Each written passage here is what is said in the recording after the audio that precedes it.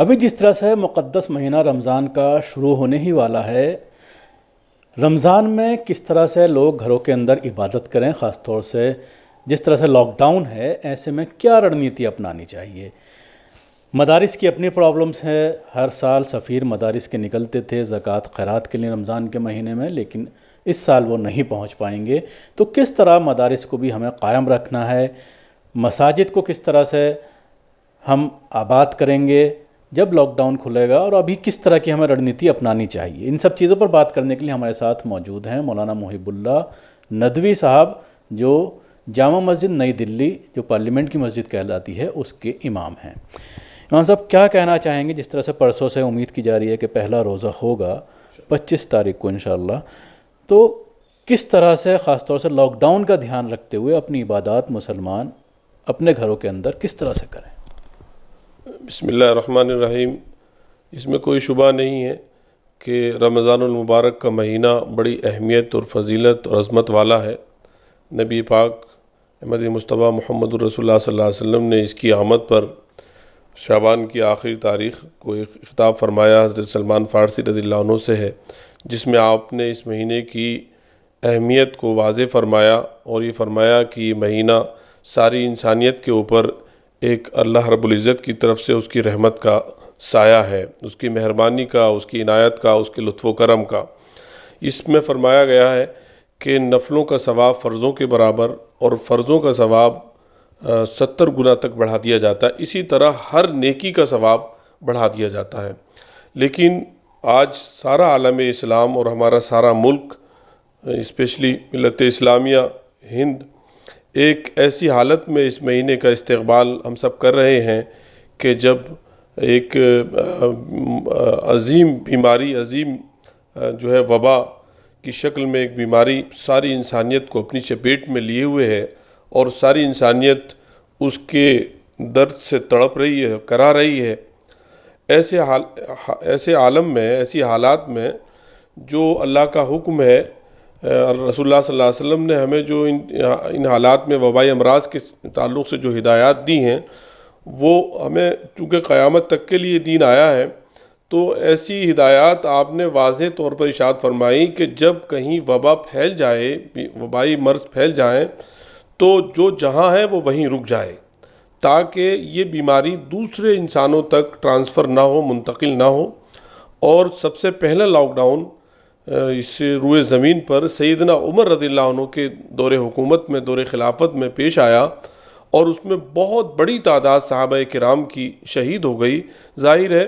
کہ اللہ کے رسول صلی اللہ علیہ وسلم نے فرمایا کہ ایسے وبائی مرض میں جو بھی شخص حکم کو مانتے ہوئے وہ شہید اس کی موت ہو جاتی ہے تو وہ شہید ہوگا۔ جو اللہ کے رسول نے فرمایا تو اس کی شہادت یقیناً طے ہے۔ تو بہت سے صحابہ کرام، خود عبیدہ بن جراح رضی اللہ عنہ مشہور صحابی ہیں، حضرت معاذ بن جبل بہت مشہور اللہ کے رسول صلی اللہ علیہ وسلم کے بہت چہیتے صحابی ہیں، ان کی شہادت اسی مرض میں، جو وبائی مرض تھا قحط کا، طاعون کا، اس میں ہوئی۔ تو اس لیے یہ میں اس لیے وضاحت کے ساتھ عرض کر رہا ہوں آپ کے چینل کے ذریعے سے کہ بہت سی دکھ بھری خبریں ایسی بھی آئی ہیں ہندوستان کے مختلف اسٹیٹ سے کہ وہاں پر جو ہے وہ جو لاک ڈاؤن میں، جس مرض میں جو کرونا وائرس ہے، اس میں جو لوگ شکار ہوئے ان کو قبرستان میں دفن کرنے کے لیے منع کیا گیا۔ یہ بڑی شرمناک بات ہے۔ یہ جہالت کی بنا پر ایسا ہوا ہوگا، اس لیے کہ یہ تو شہید ہیں، اور شہید تو بڑی فضیلت کی چیز ہے، شہادت کی موت، اور اس کے جنازے کو، شہید کے جنازے کو جو ہے وہ کوئی قبرستان کی منتظمہ کمیٹی منع کرے، میں سمجھتا ہوں اس کو کمیٹی کا نظم و انتظام سنبھالنے کا کوئی اختیار نہیں ہے۔ اب رہی دوسری بات کہ حکومت نے اس سلسلے میں گائیڈ لائن جاری کی ہیں۔ محکمہ صحت کے افسران اور جو ہیں، جو ماہر ڈاکٹرز ہیں، ان کی بھی رائے ہیں، انہوں نے بھی اپنی رائے دی ہیں، اور بہت سے بڑے بڑے ڈاکٹرز جو ہیں وہ شہید بھی ہو گئے۔ اس میں خود 4 ڈاکٹر لندن کے جو بہت مشہور ڈاکٹر تھے وہ شہید ہو گئے، اور ان میں مسلمس بھی تھے، مسلم سے 4 ڈاکٹر جو پہلے شہید ہوئے ہیں۔ اور یہاں خود ہمارے ملک میں کئی ڈاکٹر جو ہے وہ بیچارے اس میں شہادت پا چکے ہیں۔ اس مرض میں جو ہے وہ، اور جو ہے تو اس سلسلے میں ایک تو یہ ہے کہ حکومت کی محکمہ صحت کے جو افسران ہمیں سجیسٹ کر رہے ہیں، مشورہ دے رہے ہیں، ان کو ہمیں اختیار کرنا ہے۔ مثال کے طور پر کہ ایک بھیڑ میں اکٹھا ہونے سے یہ ڈر بیٹھ جاتا ہے، یہ خدشہ ہوتا ہے کہ جتنے لوگ ایک دوسرے سے رابطے میں آئے ہیں، ان کے خاندان والے یا ان کے خاندان سے جو بچے اور عورتیں اور بچے جو بوڑھے کمزور لوگ تو اس کا مطلب یہ ہے کہ جس طرح سے گائیڈ لائنز دی جا رہی ہے کہ آپ اپنے گھروں میں ہی رہیں، اور علماء اکرام کے ذریعے بھی بار بار یہ کہا جا رہا ہے کہ رمضان میں بھی لوگ مساجد میں آنے کی کوشش نہ کریں، اور تراویح بھی جو ہے اپنے گھر پر ہی، چاہے الحمدللہ سے اس کا انتظام ہو، یا اگر گھر میں کوئی حافظ ہے تو 2-3 لوگ جو فیملی کے لوگ ہیں، پڑوسیوں کو نہ بلایا جائے، صرف 2-3 لوگ مل کر کے تراویح پڑھ لیں۔ جی بالکل آپ صحیح فرما رہے ہیں۔ دیکھیے رمضان المبارک میں جو ترتیب ہے وہ وہی ہے جو پہلے تھی، صرف ایک مسجد نہ جا کر کے ہم گھر کا کوئی حصہ مخصوص کر لیں کہ یہاں جماعت ہوگی، یہ گویا کہ ہماری ٹیمپریری مسجد ہے۔ حضرت موسیٰ علیہ السلام کے دور میں جب فرعون کا ظلم و انتہا کو پہنچ گیا تھا، تب بھی ایک ایسی کنڈیشن آئی تھی جب ان کے بچوں کو اور کیا کہتے ہیں ان کو قتل کرنے کا حکم تھا، ان کی جنوسائیڈ ان کا کیا جا رہا تھا، تب بھی فرمایا گیا تھا کہ اپنے گھروں کو مسجد اور قبلہ رو ہو جاؤ، اپنے گھروں میں ہی، کہ اپنے گھروں کو ہی قبلہ بنا لو اور ان میں قبلہ رو ہو کر نماز پڑھو۔ تو اسی طرح سے ہمیں بالکل ویسے ہی تلاوت، عبادت، ذکر، استغفار، جتنی چیزیں ہم مسجد میں کرتے تھے، توبہ، استغفار، وہ سب جو ہے اپنے گھر سے کریں۔ حتیٰ کہ اب اگر کچھ متعلقین سے، دیندار لوگوں سے، محلے کے بزرگوں سے ملنے دل چاہتا ہے، بات کرنے دل چاہتا ہے، تو احتیاط کے ساتھ فون پر بات کر سکتے ہیں، کریں، لیکن مسجد میں نہ جائیں۔ ایسے ہی مسجد کے علاوہ کسی ایسی جگہ بھی اکٹھا نہ ہو جہاں پر جو ہے وہ کھلی جگہ ہو، اور جو ہے وہ اکٹھا ہونا ہی اصل مسئلہ ہے اس بیماری کا، چونکہ چین کو توڑنا ہے۔ ایک چھت کے نیچے اس کی فیملی کے جتنے لوگ ہیں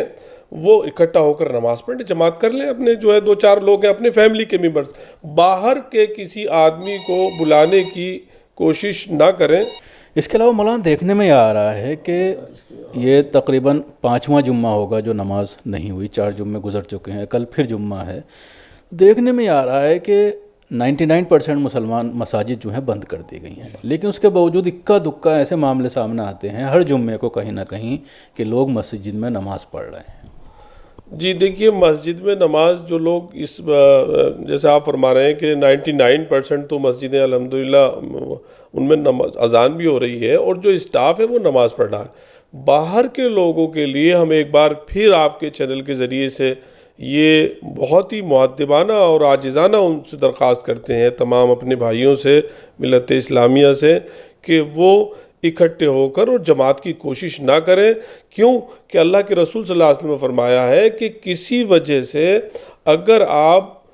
مسجد میں نماز میں نہیں شریک ہو پا رہے ہیں، مسجد میں نہیں جا پا رہے ہیں، تو آپ کو وہ اجر آپ کی نیت کے مطابق گھر میں ملے گا۔ اللہ اس کے رسول کے فرمائے ہوئے وعدوں پر اور یقین پر ہمیں ایمان لانا ہے اور ایمان لائے ہیں۔ تو پھر